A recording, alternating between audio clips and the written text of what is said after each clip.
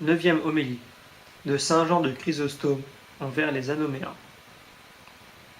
Aujourd'hui, la résurrection de Lazare nous donne l'occasion de résoudre diverses questions qui sont pour beaucoup un sujet de scandale. Cette leçon, je ne sais comment, fournit aux hérétiques et aux juifs un prétexte de contradiction, non pas fondé loin de là, mais apparente et provenant de leur mauvaise disposition. Plusieurs hérétiques disent que le Fils n'est pas semblable au Père. Pourquoi ? Parce qu'il dut prier pour ressusciter Lazare, et qu'il n'aurait pu le ressusciter sans prier. Et, disent-ils, comment celui qui prie serait-il semblable à celui qui reçoit la prière ? Or, le Fils prie et le Père reçoit ses supplications. Mais ils blasphèment. Ils ne comprennent pas que Jésus prie pour condescendre et se proportionner à la faiblesse des assistants. Dites-moi, quel est le plus grand de celui qui lave les pieds ou celui à qui on les lave ? Évidemment, c'est celui-ci. Orne Seller a lavé les pieds de Judas, qui était avec les apôtres. Judas est-il donc plus grand que notre Seigneur, puisque Jésus-Christ lui a lavé les pieds ? Touchez-vous du doigt l'absurdité ? Lequel est le plus humble, de laver les pieds ou de prier ? C'est certainement de laver les pieds. Pourquoi celui qui n'a pas dédaigné le plus humble office dédaignerait-il d'accomplir le plus noble ? Tout cela se faisait par condescendance, pour la faiblesse des Juifs, comme nous le verrons dans la suite de ce discours. Les Juifs prétendent aussi y trouver une contradiction. Comment, disent-ils, les chrétiens peuvent-ils honorer, comme Dieu, celui qui ignorait où Lazare était enseveli ? Le Sauveur en effet dit à Marthe et à Marie, sœurs de Lazare, où l'avez-vous placé ? Jean chapitre 11, verset 34. Ignorance, faiblesse, il ne sait où est Lazare et il serait Dieu, mais je veux les faire rougir de leur objection. Ô Juifs, vous accusez Jésus-Christ d'ignorance à cause de ces paroles. Où l'avez-vous placé ? Dieu le Père ignorait donc dans le paradis où s'était caché Adam, car il le cherchait dans le paradis, et il l'appelait « Adam, où es-tu » c'est-à-dire « Où es-tu caché » Pourquoi Dieu n'indique-t-il pas tout d'abord le lieu où Adam, plein de confiance, s'entretenait autrefois avec lui ? Pourquoi cette question ? Adam, où es-tu ? Adam répond, j'ai entendu votre voix quand vous vous preniez dans le paradis. J'ai craint parce que je suis nu et je me suis caché. Genèse chapitre 3 verset 9. S'il y a ignorance dans un cas, il y a également ignorance dans l'autre. Jésus-Christ dit à Marthe et Marie, où l'avez-vous placé ? Et vous l'accusez d'ignorance. Que pensez-vous en entendant Dieu dire à Caïn, où est ton frère Abel ? Genèse chapitre 4 verset 9. Si le Fils ignore, le Père ignore de même. Prenons une autre preuve tirée de la Sainte Écriture. Dieu dit à Abraham, le cri de Sodome et Gomorrhe est monté jusqu'à moi. Je descendrai et je verrai si leurs œuvres répondent à ce cri qui est venu jusqu'à moi. Je saurai s'il en est ainsi ou non. Genèse chapitre 18 verset 20. Dieu qui connaît toutes choses avant qu'elles soient.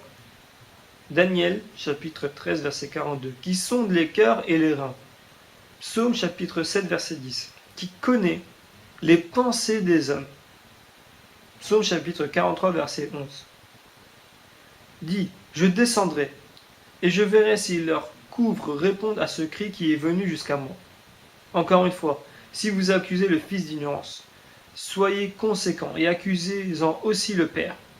Mais non. L'Ancien Testament ne prouve pas l'ignorance du Père, ni le Nouveau celle du Fils. Pourquoi, dit-il, je descendrai et je verrai si leurs couvres répondent à ce qui est venu jusqu'à moi. Le cri, dit-il, est monté jusqu'à moi, mais je veux m'assurer par ma propre expérience.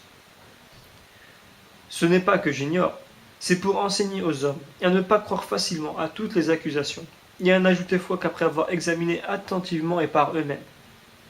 Voilà pourquoi il est dit ailleurs, ne croyez pas à toute parole. Ecclésiaste chapitre 19 verset 7. Rien ne trouble la vie des hommes, comme la trop grande crédulité. Le prophète David nous le déclare. Je persécutais celui qui médisait en secret de son prochain. Psaume chapitre 100 verset 5. Ce n'est donc pas par ignorance que le Seigneur demande. Où l'avez-vous placé ? Et que le Père dit à Adam, où es-tu ? Et à Caïn, où est ton frère Abel ? Ou bien, je descendrai et je verrai si leurs œuvres répondent au cri qui est venu jusqu'à moi. Et il nous est facile maintenant de répondre à ceux qui prétendent que Jésus-Christ pria par faiblesse avant de ressusciter Lazare. Suivez avec la plus grande attention. Lazare est mort. Jésus n'était pas là, il était en Galilée. Il dit à ses disciples, notre ami Lazare dort. Jean chapitre 2 verset 11. Ceux-ci, croyant qu'il parlait d'un sommeil ordinaire, répondirent, Seigneur, s'il dort, il sera guéri. Jésus leur dit ouvertement, Lazare est mort. Le Sauveur vient ensuite à Jérusalem, où était Lazare. La sœur de Lazare court à sa rencontre et lui dit, si vous eussiez été ici, mon frère ne serait pas mort. Si vous eussiez été ici. Vous êtes faible, ô femme. Elle ne sait pas que Jésus-Christ, absent de corps, est présent par la puissance de la divinité. Elle mesure le pouvoir divin maître à la présence matérielle. Marthe lui dit, Seigneur, si vous eussiez été ici, mon frère ne serait pas mort. Et maintenant, je sais que tout ce que vous demandez à Dieu, il vous l'accordera. C'est donc pour répondre au désir de Marthe que le Sauveur prie. Dieu n'a pas besoin de prière pour ressusciter un mort. N'a-t-il pas opéré d'autres résurrections?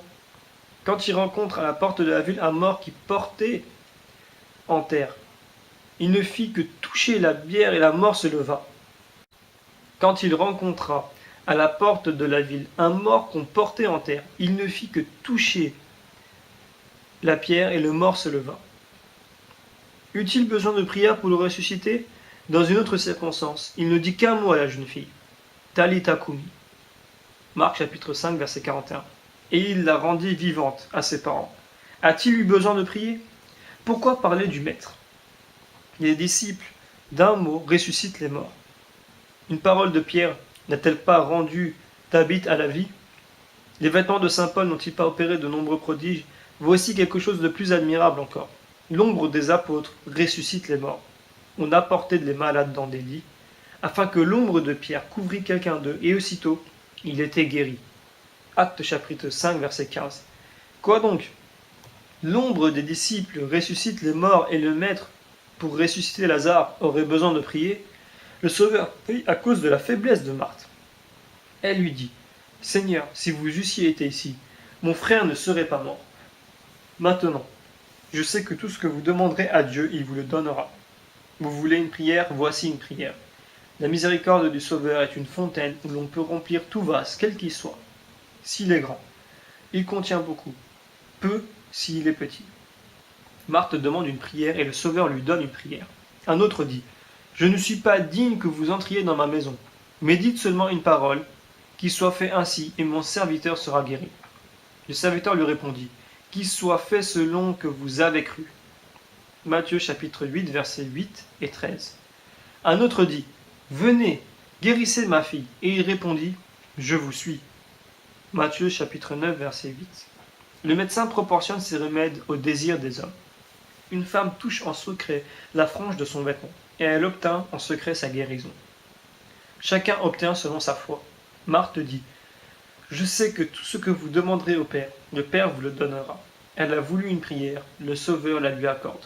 Non par nécessité, mais par condescendance pour sa faiblesse, pour montrer qu'il n'est point opposé à Dieu, mais que tout ce qu'il a fait, son Père le fait aussi. Dieu a formé l'homme dès le commencement. C'est l'œuvre du Fils aussi bien que du Père. Faisons l'homme, dit-il, à notre image et à notre ressemblance. Genèse chapitre 1, verset 26. Jésus-Christ va introduire le bon larron dans le paradis. Il prononce une parole et le larron entre au paradis. Et il n'a pas besoin de prière, quoique l'entrée en fût interdite à tous les enfants d'Adam, car Dieu y avait placé une épée flamboyante pour la garder. Genèse chapitre 3, verset 24. Jésus-Christ, de son autorité, ouvre le paradis et y introduit le larron. Ô Seigneur, vous faites entrer un larron dans le paradis. Votre Père, pour un seul péché, en chasse Adam. On vous y introduisez le larron chargé de 1000 crimes, de 1000 forfaits, et pour cela une parole vous suffit? Oui, car l'un ne s'est pas fait sans moi, l'autre sans mon Père, car je suis dans le Père, et le Père est en moi. Jean, chapitre 14, verset 10. La résurrection de Lazare ne fut pas l'œuvre de la prière. Pour vous en convaincre, écoutez cette prière. Je vous rends grâce de ce que vous m'avez exaucé. Jean chapitre 11, verset 41. Quoi donc? Est-ce là une prière, une supplication? Je vous rends grâce de ce que vous m'avez exaucé. Pour moi, je sais bien que vous m'exaucez toujours. Si vous savez, Seigneur, que vous êtes toujours exaucé par le Père, pourquoi l'importuner au sujet de choses que vous connaissez? Je sais bien, dit-il, que mon Père m'exauce toujours. Mais je dis cela pour le peuple qui m'environne, afin que tous sachent que vous m'avez envoyé. Prie-t-il pour le mort? Fait-il des supplications pour ressusciter Lazare? Dit-il, mon Père, commandez aux morts d'obéir. Mon Père, ordonnez au tombeau de rendre le mort, de ne pas se fermer plus longtemps sur lui. Mais je dis cela pour le peuple qui m'environne, afin que tous sachent que vous m'avez envoyé. Ce qui se passe est moins un miracle qu'une instruction pour le spectateur. La prière n'est donc pas pour le mort, mais pour les Juifs incrédules, afin qu'ils sachent que vous m'avez envoyé. Comment reconnaître cette mission?